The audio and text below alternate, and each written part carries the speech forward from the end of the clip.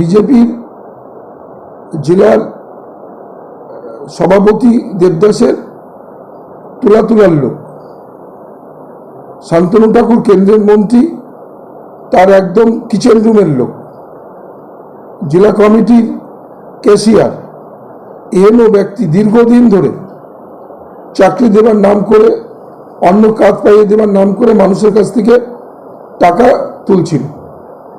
একটা কমপ্লেন করেছে একজন সাহস করে, 3 লক্ষ টাকা নিয়েছে চাকরি দেবার নাম করে। আজকে 18 সাল থেকে আজ পর্যন্ত টাকাও ফেরত দেননি, চাকরি দেননি। এরকম একাধিক রয়েছে যে এরা দেবদাস এবং শান্তনু ঠাকুর এই ধরনের মানুষদের দলের পয়সার বিনিময়ে পদ দিয়ে তারা এদের দিয়ে তোলাটা তোলে এবং এইভাবেই পঞ্চায়েত থেকে শুরু করে সমস্ত জনপ্রতিনিধি ওদের ক্যান্ডিডেট করতে গেলে পয়সা দিতে হয়, পার্টির পদ নিতে গেলে পয়সা দিতে হয়। এই ধরনের একটা আপাতমস্ত দুর্নীতিগ্রস্ত দল, যারা একদম উপর থেকে নিচ পর্যন্ত তুলাবাজি দল, সেই দলের এইটাই কাম্য। সাধারণ মানুষ বুঝেছেন যে আমরা খাল কেটে কুমির এনেছি, আর এদের মুখে দেখবেন চোরের মায়ের বড় গলা, বড় বড় কথা বলবে। গ্রেপ্তার হয়েছেন লক্ষণ ঘোষ, জেলা কমিটির তিনি কোষাধ্যক্ষ।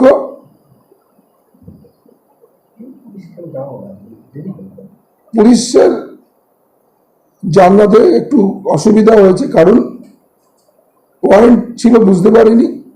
তখন হয়তো কেন্দ্রের মন্ত্রী, বিজেপির চাপে পুলিশ সেই সময় তো যারা ছিল অ্যারেস্ট করেনি, এরা বুঝতে পারেনি ওয়ারেন্ট বেরিয়েছে, ধরে জেল কাস্টডি দিয়ে দিয়েছে। যেহেতু 11 তারিখের কেস, সেই কারণে পুলিশের একটু বের করতে কষ্ট হয়েছে। কিছুক্ষণের মধ্যে জানিয়ে দিয়েছে হ্যাঁ এই নামের আসামি গ্রেপ্তার হয়েছে। বিজেপির এই ধরনের মানুষদের আবার পিসি নিয়ে এসে আরো বিস্তারিত তদন্ত করে এই টাকাগুলো কাদের কাদের দিয়েছে, এইভাবে আরো কত মানুষের সর্বনাশ করেছেন, এটা অত্যন্ত জানা উচিত।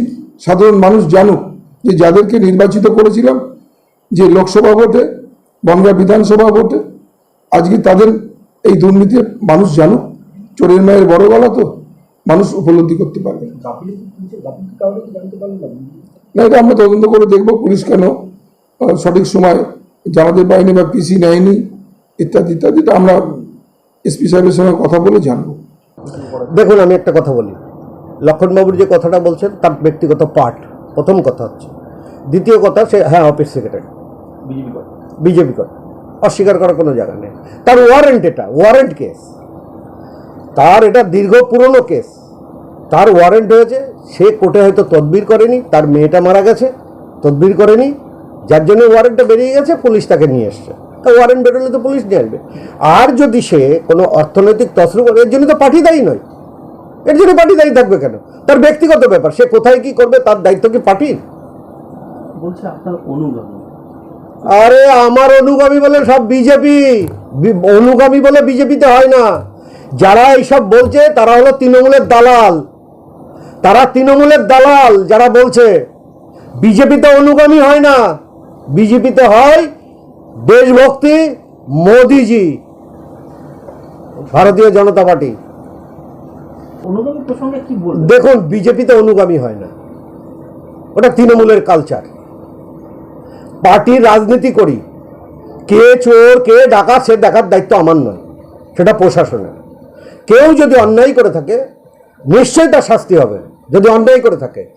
আর যারা বলছে তারা হলো তৃণমূলের দালাল, তারা তৃণমূলের দালাল, তারাও জানে বিজেপিতে অনুগামী হয় না।